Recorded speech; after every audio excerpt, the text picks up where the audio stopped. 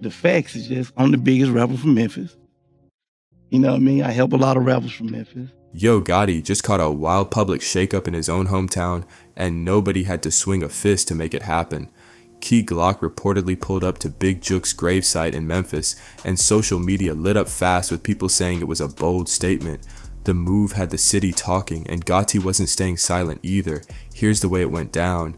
Memorial Park Cemetery in Memphis, Shelby County, Tennessee, is the place where Anthony Big Jook Mims was laid to rest in February 2024 after the tragic incident outside Perignon's restaurant and event center sent shockwaves through the city. That loss hit hard and stayed heavy in Memphis streets.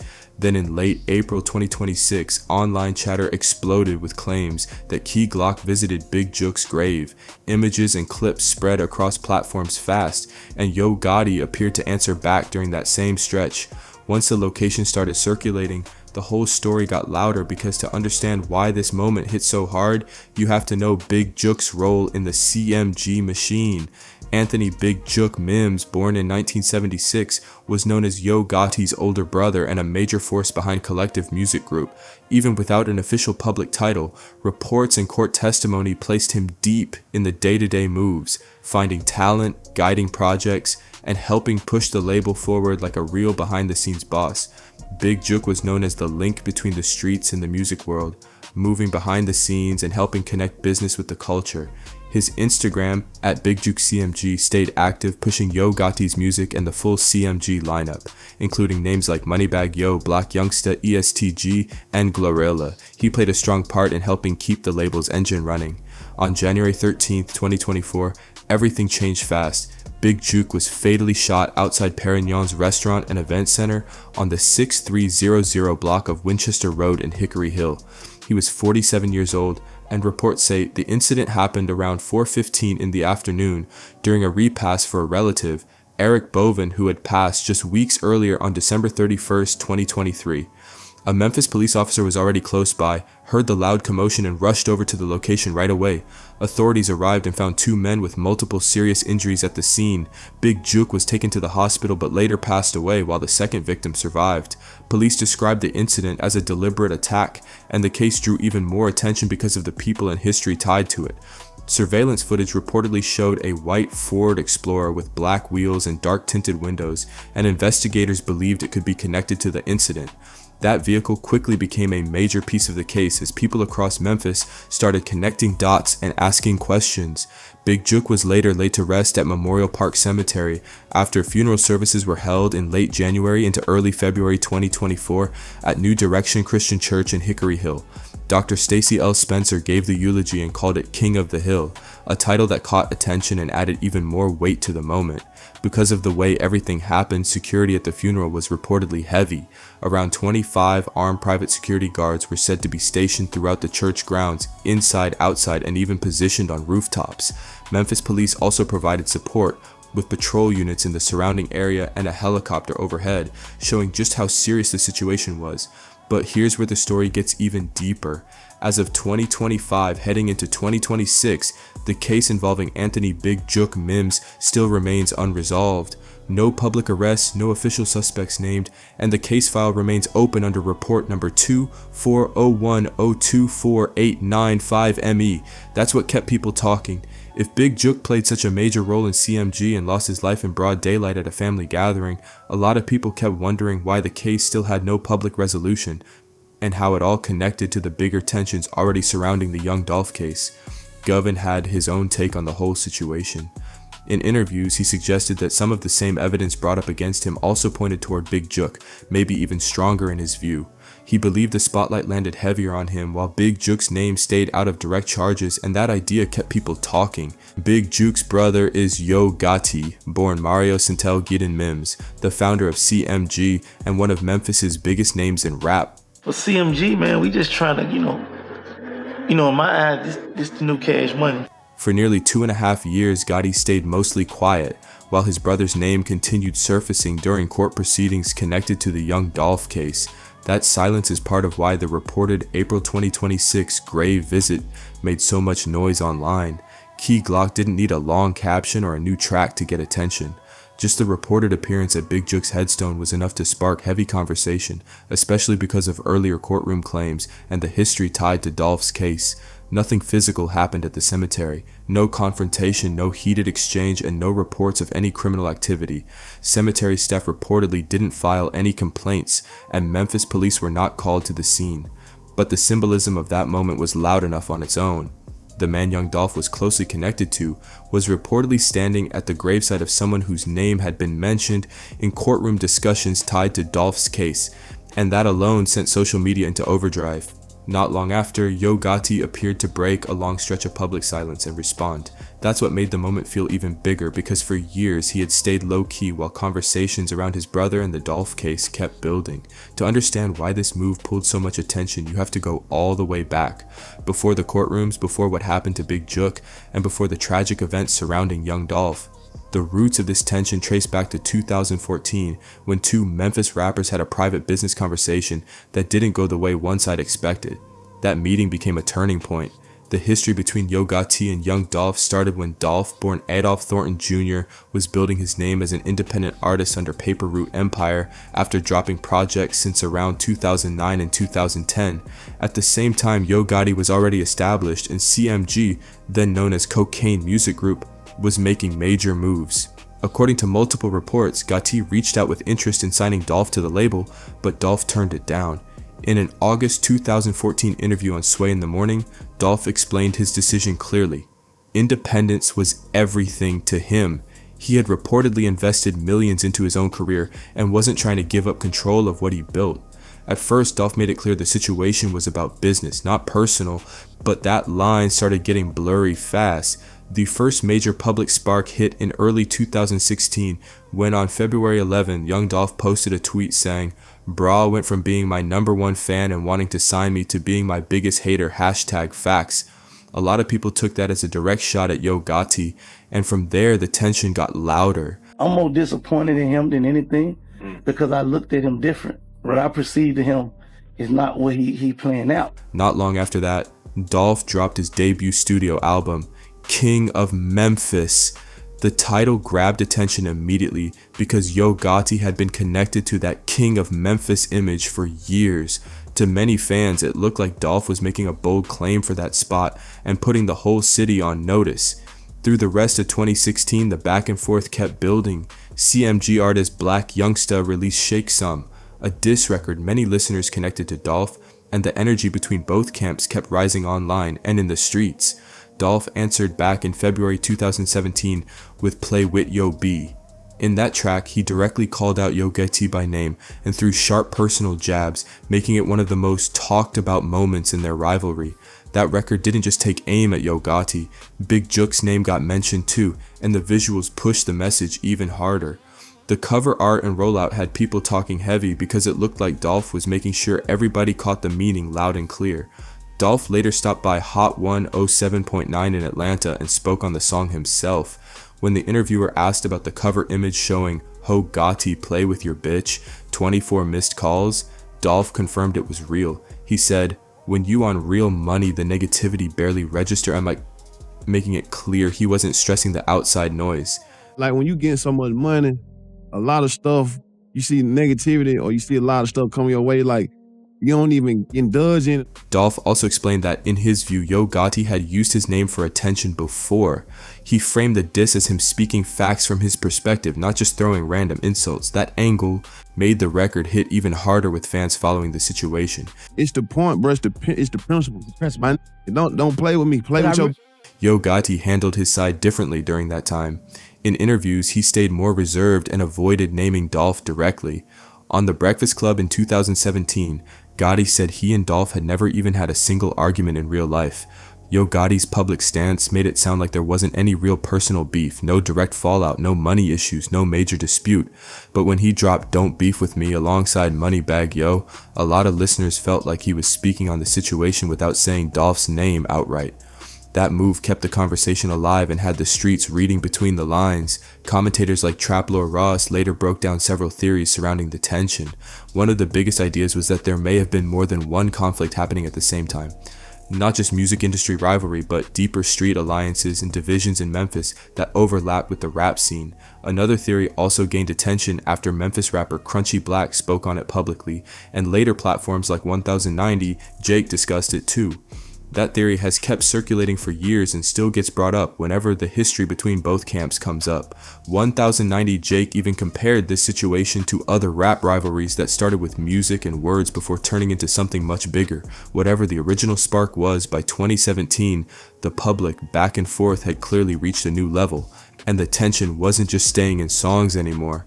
From the reported label talks in 2014, to Dolph's King of Memphis album in 2016, to diss tracks and public shots in early 2017, the pressure kept building fast. Every move added more heat, and by that point people could feel the situation shifting into something heavier. Then came February 2017, and things got serious in Charlotte, North Carolina during CIAA tournament weekend. On the night of February 25th, 2017, around 6:30 p.m., reports say a violent incident unfolded near North Caldwell Street and 8th Street, right by an apartment complex not far from the Spectrum Center. Young Dolph was in the city that night, and according to reports, his bulletproof SUV was struck by more than 100 rounds. That incident changed everything and made the danger surrounding the feud feel very real. Reports said more than 100 rounds were fired at vehicles in the area that night, and according to investigators, Young Dolph's SUV was the main target. Multiple vehicles were hit, shell casings were scattered across the scene, and the damage was heavy. But here's the wild part. Dolph was inside his bulletproof SUV and walked away without injuries, and nobody riding with him was hurt either. Charlotte Mecklenburg police launched an investigation into the incident and treated it as a high priority case. By May 2017, authorities arrested 3 men, Sammy Benson, 27, Frederick Black, 23, and Antavius Garner, 20. Each of them faced 6 counts of discharging a firearm into an occupied vehicle, turning the case into one of the biggest headlines tied to Dolph at the time. Dolph didn't stay quiet after that. He turned the experience into music, dropping records like 100 Shots in Charlotte and Bulletproof, using the moment to tell his side through his art. And in a move that had everybody talking, he still performed his scheduled show that same night at Cameo nightclub, with Migos and 21 Savage also in the building. From the very beginning, media outlets and fans connected the incident to the ongoing tension with Yo Gotti's circle because of the public back and forth that had already been building. Still, no charges or official police statements named Yo Gotti, Black Youngsta, or any CMG member as suspects in the Charlotte case. But Charlotte wasn't the last major incident. Months later, in September 2017, another serious situation unfolded in Hollywood, taking the story to a whole new level. According to Los Angeles Police Department reports, Young Dolph was involved in a confrontation with 3 men outside the Loews Hollywood Hotel in September 2017. During the altercation, authorities say Dolph was pushed to the ground and one of the men opened fire, striking him multiple times. The situation was critical, and Dolph was rushed to the hospital where doctors expected him to recover. LAPD moved fast on the case. Within hours, police took Corey McClendon, a 43-year-old from Memphis, into custody and booked him on suspicion of an attempted fatal attack. His bond was set at $1 million, and the arrest quickly grabbed national attention because of his reported ties back to Memphis. Early media reports, including TMZ, mentioned Yo Gotti as a person of interest because he and members of his team were reportedly staying at the same Loews Hollywood Hotel at the time. But the very next day, LAPD publicly clarified that Yo Gotti was not a person of interest and not a suspect in the investigation. McClendon was later released without charges as investigators continued reviewing the case. Looking back, the back-to-back 2017 incidents in Charlotte and Hollywood marked a major shift. What started as music tension had now turned into real-life danger, and the stakes were clearly much higher. While major events were unfolding around him, Yo Gotti also had his own past legal issues in Memphis that added another layer to his public story. One of the earliest incidents dates back to November 29, 2010, during Thanksgiving weekend, when a confrontation broke out in the parking lot of a nightclub called Level 2 in southeast Memphis. According to court affidavits, the situation started as a verbal dispute between Yo Gotti, who was 29 at the time, and fellow Memphis rapper Lance OG Boo Dirty Taylor. Authorities said the situation intensified after another person stepped in, and loud blasts erupted as the chaos unfolded. 6 people were injured, though reports said all injuries were non-life-threatening and no one died. Memphis police later issued warrants connected to the incident, and Gotti was charged with aggravated riot, a felony at the time. The warrant was formally issued on December 13, 2010, and Gotti later turned himself in before pleading not guilty. Not long after, in January 2011, those charges were dismissed. According to the Shelby County District Attorney's Office, the case was dropped because there were not enough cooperating witnesses willing to testify. That case faded, but years later, another tragedy in Memphis brought old rumors and long-running tensions back into the spotlight. On November 17, 2021, Young Dolph was fatally shot in broad daylight at Makita's Butter Cookies in Memphis. Investigators said he was hit multiple times inside the store, and the medical examiner reported around 20 serious injuries from the attack. The incident sent shockwaves through the city and the entire music world, leaving people stunned and sparking reactions everywhere. 3 men were later charged in connection with the case: Justin Johnson, known as Straight Drop; Cornelius Smith, who later admitted in court that he was one of the people directly involved in the attack; and Hernandez Govan, who prosecutors accused of putting the plan together. That trial would later bring out testimony that pushed years of rumors into the courtroom and into public view. A fourth person tied to the case, Jamarcus Johnson, Justin Johnson's brother, also faced related charges and later took a plea deal in June 2023. As part of that agreement, he agreed to testify against the others, adding even more pressure to the case as it moved forward. Justin Johnson's trial began in September 2024, and right from opening statements, prosecutors laid out explosive claims. Shelby County Deputy District Attorney Paul Hagerman claimed in court that Anthony Big Jook Mims had allegedly put up a $100,000 payment tied to what happened to Young Dolph. According to prosecutors, they argued that the alleged payment was tied to the long-running rap rivalry and the public diss records Dolph had released aimed at Big Jook and CMG. Those claims immediately grabbed headlines and pushed the case deeper into the public spotlight. Testimony in court detailed how investigators believed the plan came together. Prosecutors said Justin Johnson, known in music as Straight Drop, had connections through Hernandez Govan, who they described as someone with business ties in the music world, including links to CMG. The prosecution also argued that Johnson and Govan traveled to Atlanta, where discussions related to career opportunities and business moves allegedly took place. A major part of the case came from Cornelius Smith, who testified that he was directly involved in the incident and gave detailed accounts during both trials.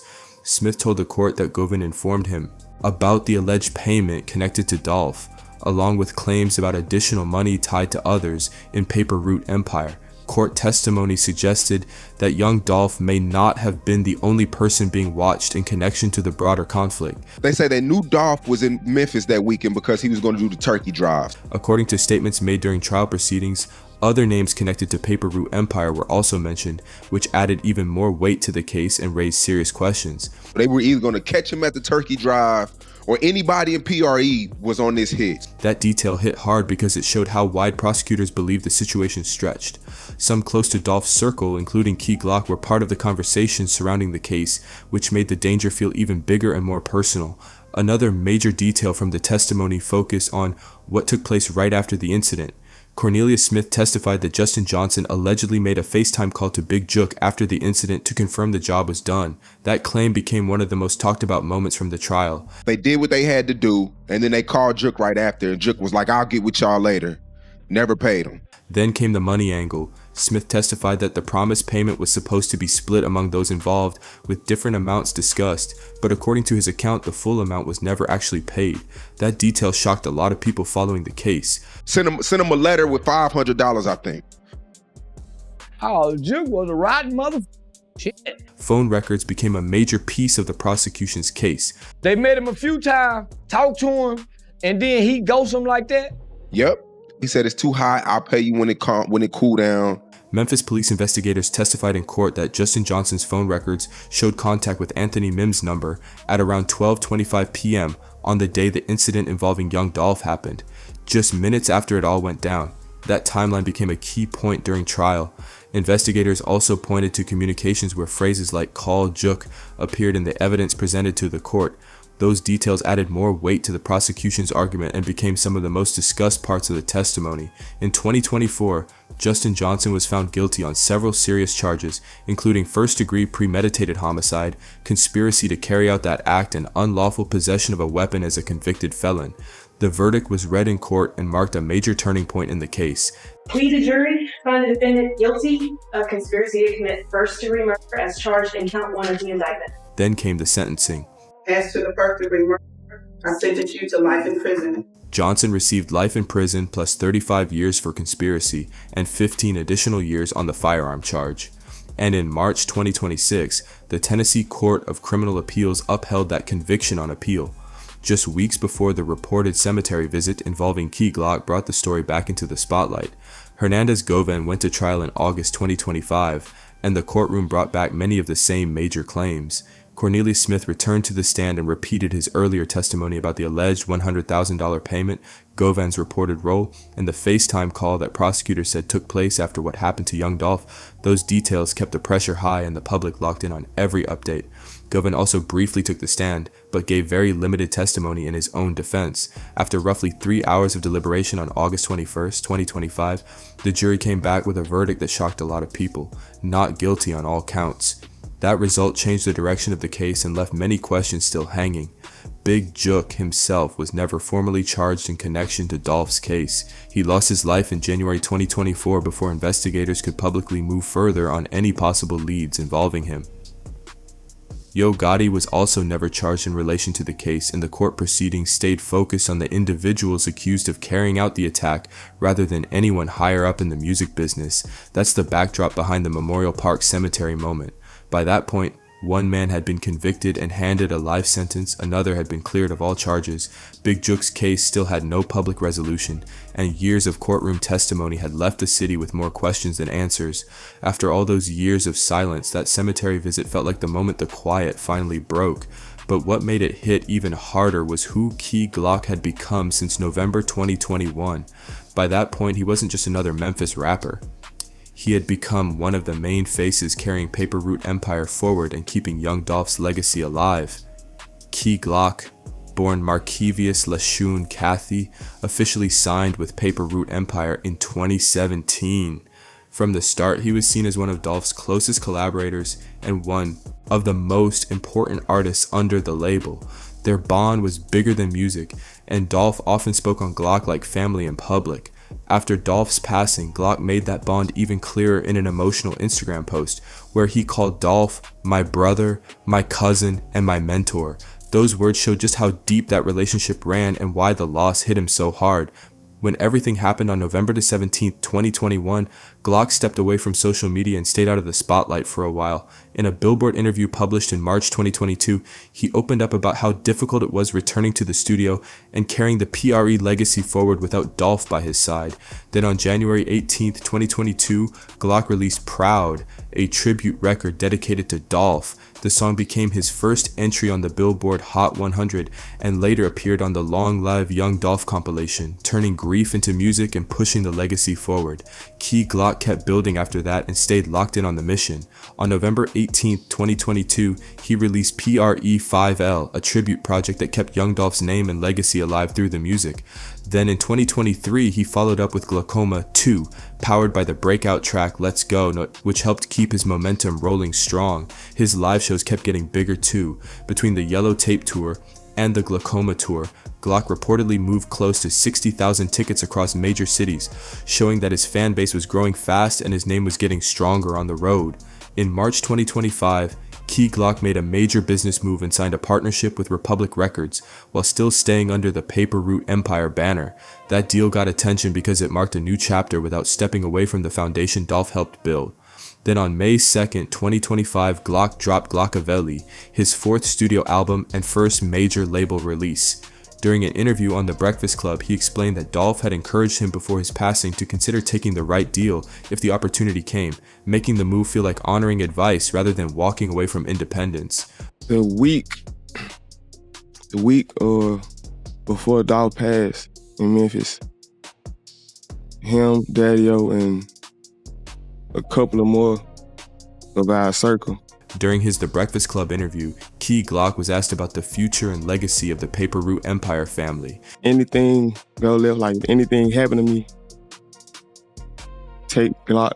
His answer made one thing clear: loyalty still sits at the center of everything he does. It's still Paper Route though, so it's like, yeah, okay, most definitely. Yeah. So you did? Is it a label deal with Paper Route? It's a partnership. partnership. The way he spoke showed that Dolph's influence still shapes how he moves, both in music and in business. And we think the same way. Like before I even do certain stuff, I say to myself, I ask myself, what would bro do? That mindset is a big part of how people looked at the cemetery visit. To many, it didn't seem like a random or emotional move made in the moment. It looked like something thought through, shaped by the same values and code Glock has said he lives by since Dolph's passing. In another interview appearance, Glock also opened up about what happened to Dolph and the emotions that came afterward. Ain't nothing changed. I can't just get over the feeling. Like, it is what it is. It stuck with me, but I'll be all right. He talked about how much support came after the loss, but also pointed out how some of that attention felt different once Dolph was gone. That conversation sparked more talk about how artists often get recognized the most after they're no longer here. That's just a normal thing when death occurs. It's just like, I ain't gonna say it's wrong to show love, but if it ain't genuine, why do it? Like, Key Glock has spoken before about Memphis and whether the city still feels like home for him. Nothing. I just know when, like, for me to go down there, it's really no reason. You know what I'm saying? My family ain't even there no more.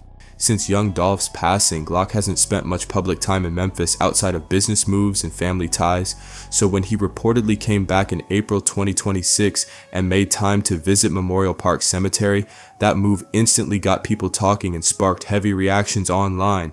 Around that same time, Yo Gotti's response started making rounds online too. Between April 22nd and April 28th, 2026, clips and breakdowns of his reaction spread across social platforms fast. He didn't release a long statement or put out a diss track. Instead, he reportedly addressed the situation directly in conversation, calm, measured, and sharp. In that response, Gotti reportedly acknowledged the visit without making direct threats. He focused on his family's legacy, spoke on what he's done for Memphis, highlighted CMG's impact, and defended his brother's name. That alone kept the city buzzing and the story wide open, and that's where this chapter stands. A story built on loyalty, loss, music, and years of tension that still has Memphis talking. If you rocked with this breakdown, hit like, subscribe, and share this video. Drop your thoughts in the comments on what do you think really sparked all of this. Check out the next video on screen for more deep dives and stories.